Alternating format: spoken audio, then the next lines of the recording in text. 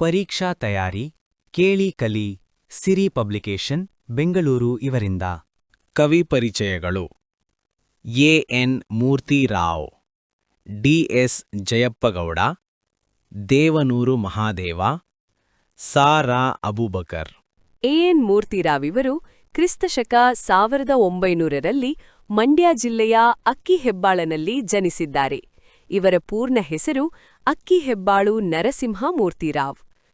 ಆಧುನಿಕ ಕನ್ನಡದ ಪ್ರಮುಖ ಗದ್ಯ ಬರಹಗಾರರಾದ ಇವರು ಪ್ರಬಂಧಕಾರರಾಗಿಯೇ ಮಾನ್ಯರಾಗಿದ್ದಾರೆ. ಹಗಲುಗನಸುಗಳು, ಅಲೆಯುವ ಮನ, ಅಪರವಯಸ್ಕನ ಅಮೆರಿಕ ಯಾತ್ರೆ, ಮಿನುಗು ಮಿಂಚು, ಪೂರ್ವಸೂರಿಗಳೊಡನೆ, ಚಂಡಮಾರುತ ಮೊದಲಾದ ಪ್ರಮುಖ ಕೃತಿಗಳನ್ನು ಬರೆದಿದ್ದಾರೆ. ಇವರ ಚಿತ್ರಗಳು ಪತ್ರಗಳು ಎಂಬ ಕೃತಿಗೆ ಕೇಂದ್ರ ಸಾಹಿತ್ಯ ಅಕಾಡೆಮಿ ಪ್ರಶಸ್ತಿ, ದೇವರು ಎಂಬ ಕೃತಿಗೆ ಪಂಪ ಪ್ರಶಸ್ತಿ ಲಭಿಸಿದೆ. ಡಿ.ಎಸ್. ಜಯಪ್ಪಗೌಡ ಇವರು ಕ್ರಿಸ್ತಶಕ 1947ರಲ್ಲಿ ಚಿಕ್ಕಮಗಳೂರು ಜಿಲ್ಲೆಯ ಮೂಡಿಗೆರೆ ತಾಲೂಕಿನ ದಾರದಹಳ್ಳಿಯಲ್ಲಿ ಜನಿಸಿದರು. ದಾರದಹಳ್ಳಿ ಸುಬ್ಬೇಗೌಡ ಜಯಪ್ಪಗೌಡ ಎಂಬುದು ಇವರ ಪೂರ್ಣ ಹೆಸರು. ಕರ್ನಾಟಕ ಗ್ರಾಮೀಣ ಸಂಸ್ಥೆಗಳು, ಕರ್ನಾಟಕದ ಕಡಲಾಚೆಯ ಸಂಪರ್ಕಗಳು, ಮೈಸೂರು ಒಡೆಯರು, ಜನಪದ ಆಟಗಳು, ದಿವಾನ್ ಸರ್ ಎಂ ವಿಶ್ವೇಶ್ವರಯ್ಯನವರ ಕಾರ್ಯಸಾಧನಗಳು ಇವಳು ಬರೆದ ಪ್ರಮುಖ ಕೃತಿಗಳಾಗಿವೆ. ಕರ್ನಾಟಕದ ಕಡಲಾಚೆಯ ಸಂಪರ್ಕಗಳು ಕೃತಿಗೆ ಕರ್ನಾಟಕ ಸಾಹಿತ್ಯ ಅಕಾಡೆಮಿ ಪ್ರಶಸ್ತಿ ಲಭಿಸಿದೆ. ಧಾರವಾಡ ಕರ್ನಾಟಕ ಸಂಘದ ಸಂಶೋಧನಾ ಬಹುಮಾನಕ್ಕೆ ಭಾಜನರಾಗಿದ್ದಾರೆ.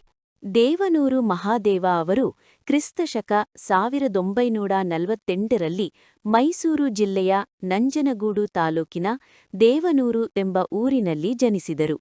ಇವರು ಎದೆಗೆ ಬಿದ್ದ ಅಕ್ಷರ, ಕುಸುಮಬಾಲೆ, ದ್ಯಾವನೂರು, ಒಡಲಾಳ, ಗಾಂಧಿ ಮತ್ತು ಮಾವೋ, ನಂಬಿಕೆಯ ನೆಂಟ, ನೋಡು ಮತ್ತು ಕೂಡು ಮುಂತಾದ ಪ್ರಮುಖ ಕೃತಿಗಳನ್ನು ಬರೆದಿದ್ದಾರೆ. ಇವರ ಕುಸುಮಬಾಲೆ ಕಾದಂಬರಿಗೆ ಕೇಂದ್ರ ಸಾಹಿತ್ಯ ಅಕಾಡೆಮಿ ಪ್ರಶಸ್ತಿ, ಒಡಲಾಳ ಕೃತಿಗೆ ಭಾರತೀಯ ಭಾಷಾ ಪರಿಷತ್ ಪ್ರಶಸ್ತಿ, ಕರ್ನಾಟಕ ರಾಜ್ಯೋತ್ಸವ ಪ್ರಶಸ್ತಿಗಳು ಲಭಿಸಿವೆ. ಲೇಖಕಿ ಸಾ.ರಾ. ಅಬೂಬಕರ್ ಅವರು ಕ್ರಿಸ್ತಶಕ 1936ರಲ್ಲಿ ಕಾಸರಗೂಡು ಎಂಬ ಊರಿನಲ್ಲೇ ಜನಿಸಿದರು. ಇವರು ಇಂದು ನಾಡಿನ ಖ್ಯಾತ ಕಥೆಗಾರ್ತಿ ಹಾಗೂ ಕಾದಂಬರಿಗಾರ್ತಿಯಾಗಿ ಜನಪ್ರಿಯತೆ ಗಳಿಸಿದ್ದಾರೆ.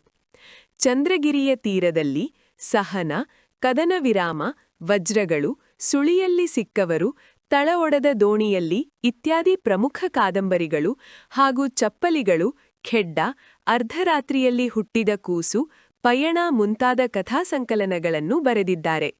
ಇವರ ಸಾಹಿತ್ಯ ಕೃಷಿಗಾಗಿ ಕನ್ನಡ ಸಾಹಿತ್ಯ ಪರಿಷತ್ತಿನ ನೃಪತುಂಗ ಪ್ರಶಸ್ತಿ ಲಭಿಸಿದೆ.